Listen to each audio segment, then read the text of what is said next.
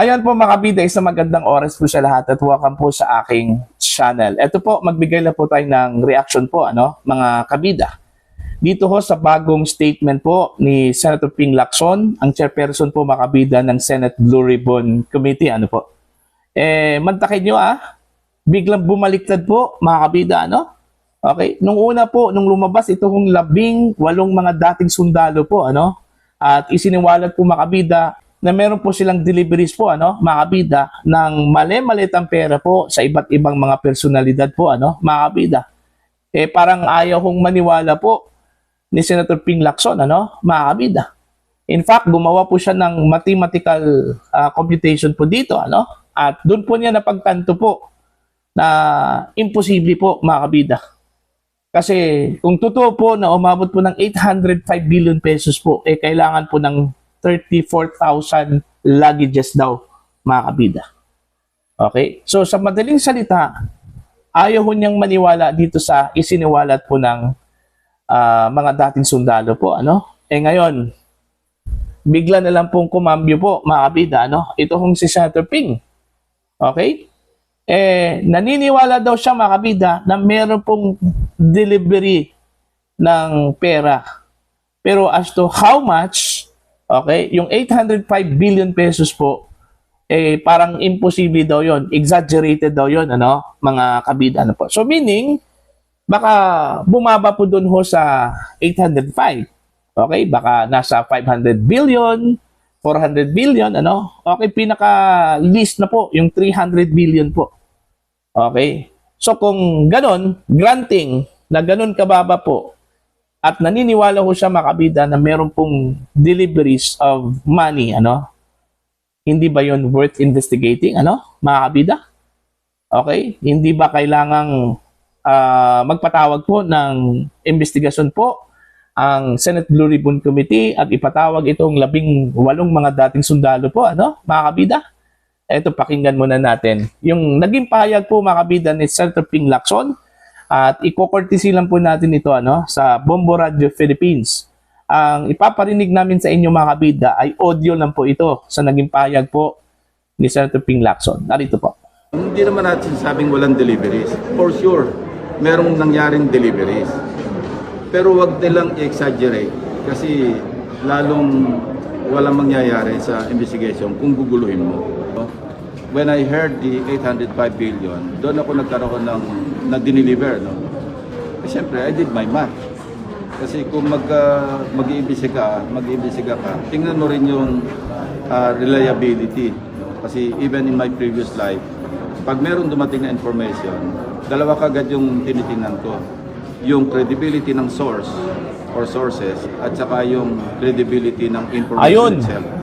Malinaw po, mga kabida, Sabi po niya, naniniwala daw siya na meron pong deliveries po na nangyari po, mga kabida. Pero, exaggerated daw masyado yung 805 billion pesos po, Okay?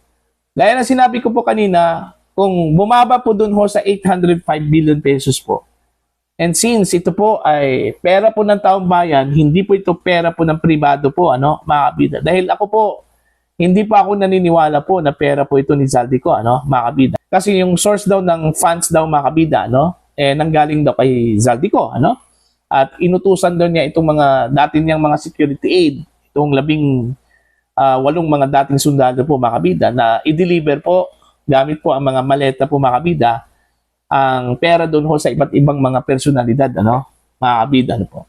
Pera talaga ito ng taong bayan. Alright? Kaya nga, since pera ito ng taong bayan, kahit pag-aano pa po ka-liit, and since ibinigay po yon, isinilid po sa maleta po, mga kabida, worth investigating po yon. Okay? Kailangan pong imbestigahan, mga kabida, kasi pera po ng taong bayan eh. Okay? Bakit malamig masyado ito kung si Senator Ping noon? Okay? Kailangan pa bang umabot po sa punto, mga kabida, na magkaroon po ng debate po sa pagitan po ni Senator Ping Lacson at Senator Marcoleta, diyan po sa Senado, mga kabida, para lang po ma-realize ni Senator Ping Lacson na kailangan pong ipatawag ito kong 18 mga dating sundalo po, mga kabida. Kailangan pa bang Kailangan pa bang magkasakitan po ng loob para lang po pumayag at magdesisyon itong si Senator Ping na ipatawag itong mga dating sundalo, mga kabida? Di ba?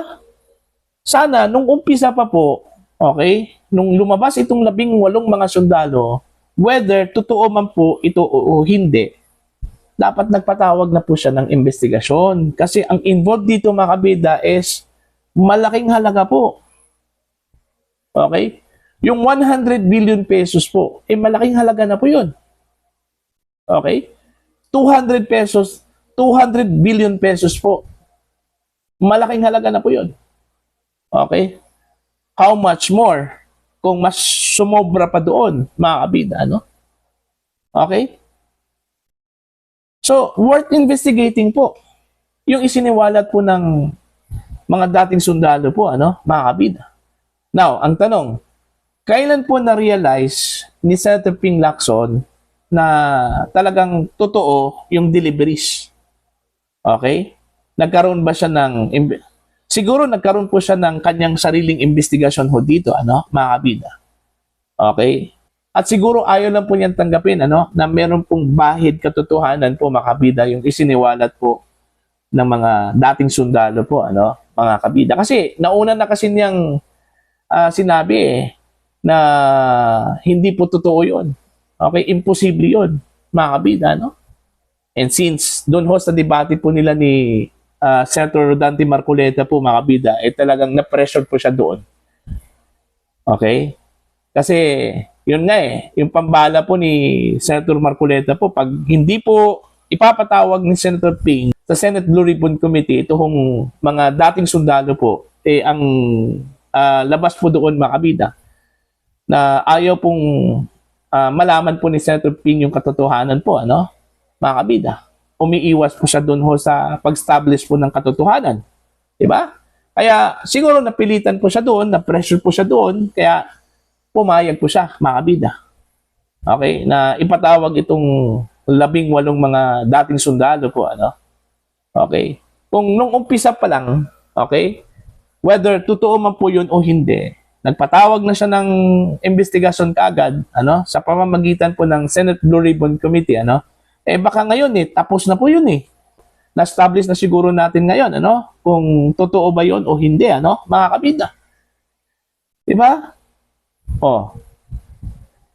Honestly, na-surprise ako dito sa statement po ni Senator Ping ngayon, mga kabida. Kasi po, hindi ko inakala po, mga kabida, na naniniwala pala siya doon. Okay? Na meron pong deliveries. Alright?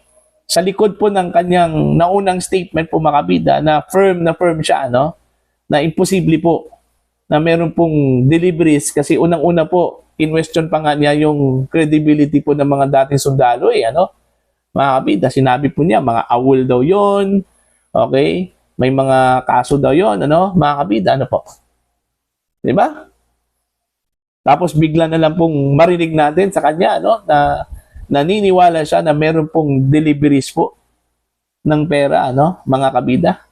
Sana itong sinabi po ni Senator Ping Lacson, mga kabida, matitiyak po natin, na magkakaroon talaga ng investigasyon po itong Senate Blue Ribbon Committee dito sa isiniwalat po ng 18 mga dating sundalo po, mga kabida. I'm sure marami hong lalabas dito, mga kabida.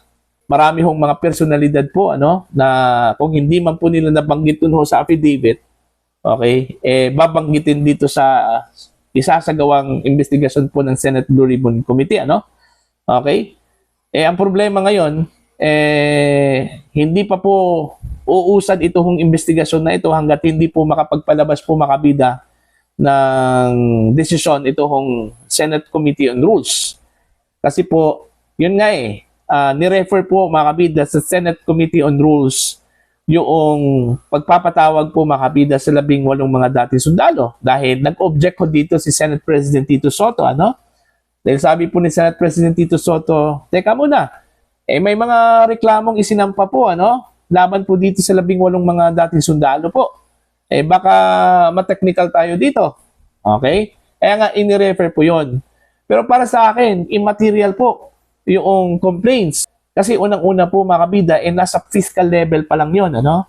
Okay? Hindi pa po sa korte yon mga kabida. At in fact, mas supreme pa po yung investigation po ng Kongreso in aid of legislation. Kahit na po yung usapin po ay nasa korte na po, ano, mga kabida.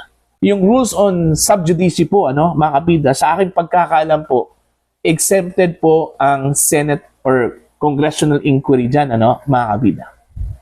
Okay, kaya nga walang basihan yung sinabi po ni Senator Tito Soto na kailangan pa pong pagdesisyonan po yan ng Committee on Rules. Kasi meron na pong precedents po, ano, mga kabida, na nag-imbestiga po ang Senado kahit na po yung usapin po mga kabida ay nasa korte na po, ano. Katulad na lang po doon ho sa ginawa po ng Senate Committee on Foreign Relations po, ano, ni Senator Amy Marcos nung kasagsagan po mga kabida na dinakip ito kung si dating Pangulong Duterte at dinala po sa International Criminal Court, ano?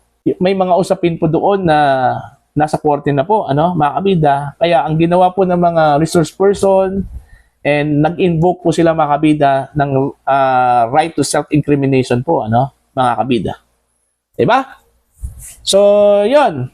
Dito ko sa ginawa po ni Senator Ping Lacson, sa kanyang ibinunyag po mga kabida na naniniwala po siya na meron pong deliveries po ng pera, ano? Mga kabida, anong tingin at pananahon nyo dito? Okay? Mga kabida, ano po? Bakit bigla kong kumambyo? Ito kong si Senator Ping Lacson. Na-realize kaya niya na totoo yung sinabi po ng mga dating sundalo po, ano? Mga kabida? Please comment down. Sa mga hindi pa po subscriber po sa akin channel, please subscribe. Just click the subscribe button, click the notification bell, click all para updated po kayo mga kabida sa aking mga uploads. Maraming salamat po sa inyo lahat.